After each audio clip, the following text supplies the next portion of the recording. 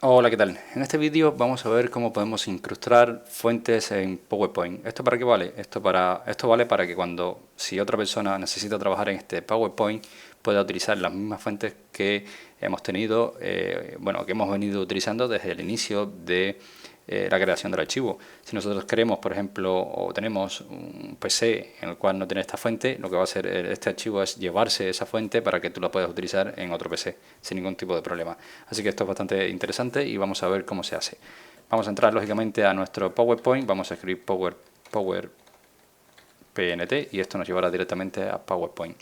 Entonces aquí, una vez que estamos dentro de nuestro archivo, nos vamos a ir directamente a archivo y nos vamos a ir a opciones.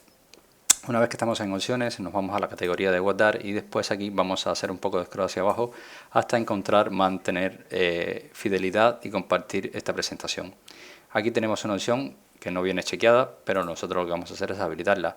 Y si te fijas, aquí tienes una poca de información que dice que cuando incrustas fuentes en el archivo, guarda fuentes utilizando en el archivo y otras personas que abran el documento podrán ver y utilizar las fuentes aunque no estén instaladas en su equipo. Así que esto es una ventaja bastante interesante y nos va a ayudar a trabajar en equipo aunque el PC que tenga tu amigo o la persona con la que estás trabajando no tenga la fuente instalada. Espero que este vídeo te haya gustado, te haya ayudado y si es así, como siempre te digo, te invito a que me dejes tu like, suscríbete a nuestro canal y por supuesto nos vemos en un siguiente vídeo.